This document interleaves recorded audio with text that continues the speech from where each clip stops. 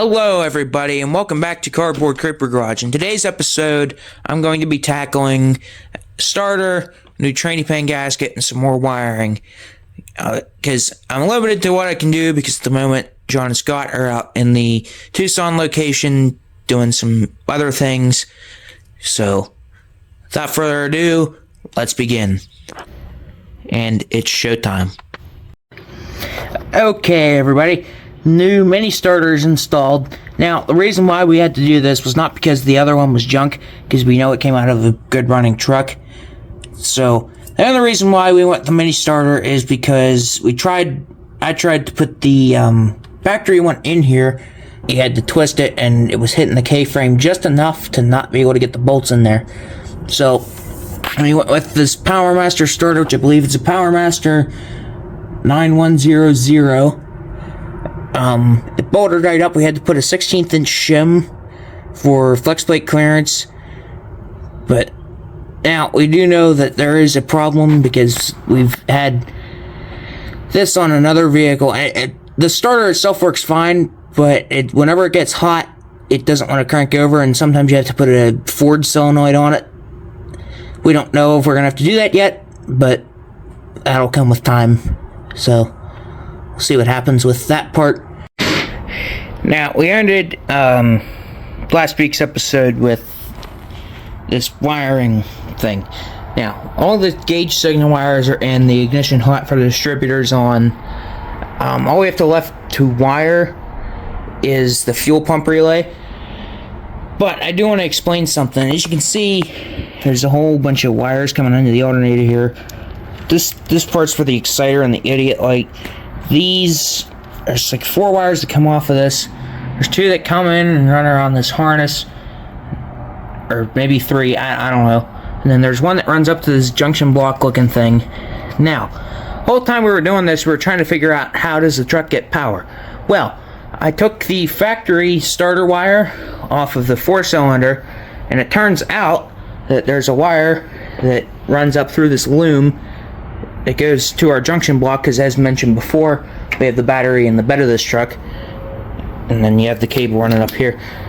But there's a small wire that runs over, and then it went on the alternator to charge the battery, which that was also another question we had, but then it also supplies power to the rest of the truck.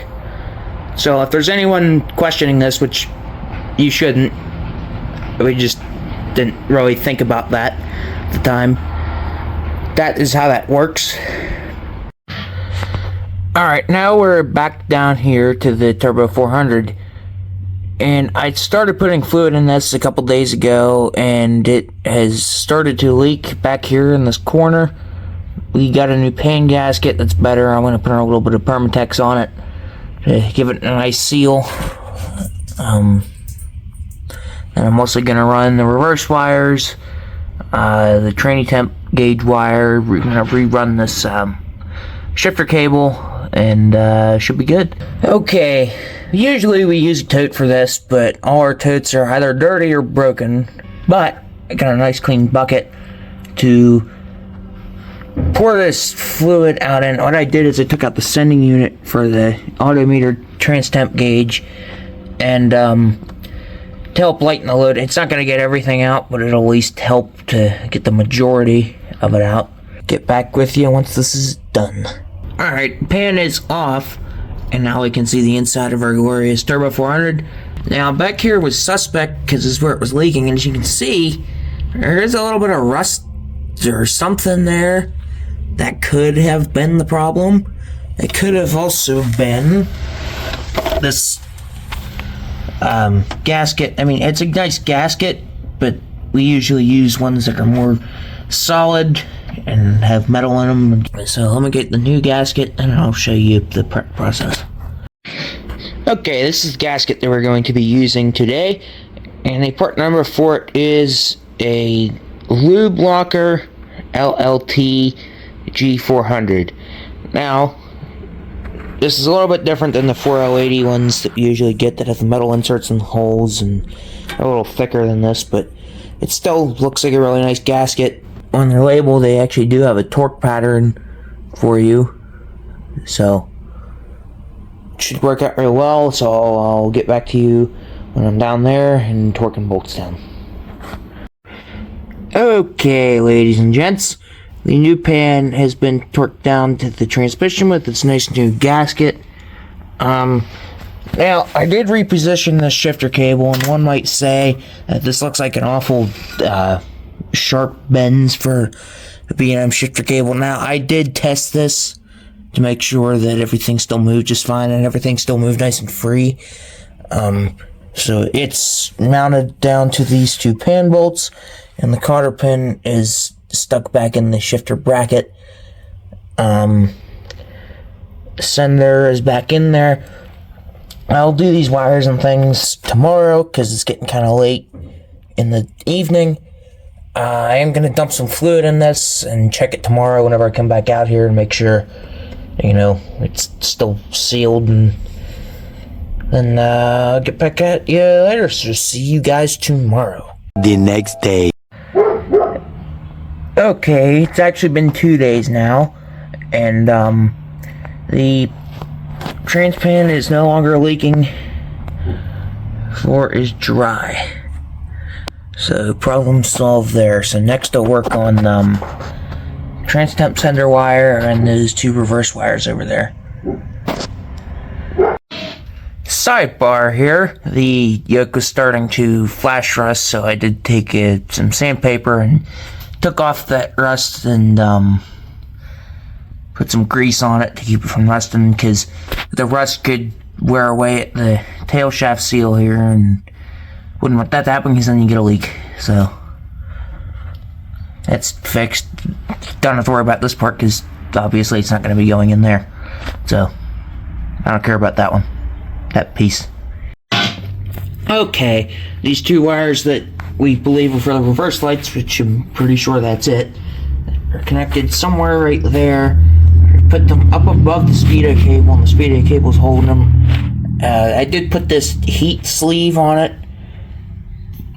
Now you might be saying to yourself, well, why would you do that? Because the speedo cable's there and it's going to be closer to the exhaust. Well, I just did this for now because it's easier to put it on before I connected everything and wait until after it's on there to put it on, because all I gotta do is put heat sleeve on that, is to just unscrew it off of the speedo housing and just throw a sleeve on.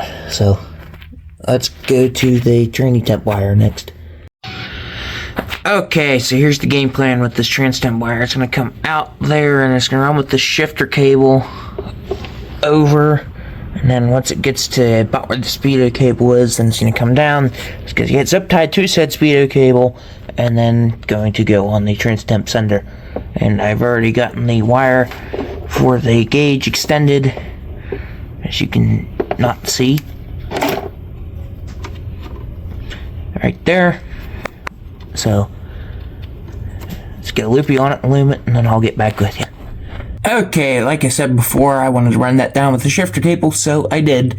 And I ran the whole thing with the shifter cable in the loom all the way over to this speedo cable, and I ran the whole shifter cable's loom too, because I had plenty of it. And then I used 2 pieces of 1/4 inch loom because we don't have any pieces long enough. And then just zip tied it to the speedo cable, and then the loopy is connected to the sender down there. So all the connections down here are done because we're not using that kick down switch, because you just reach down on the ratchet shifter and just grab another gear whenever you need to. So this part's done. Thank you guys for tuning in to today's episode. Hopefully next time we can get this front end back together and get it running. But that's it for this week. Hope you guys enjoyed. Make sure to like, subscribe, share, do whatever. So, see you guys next time.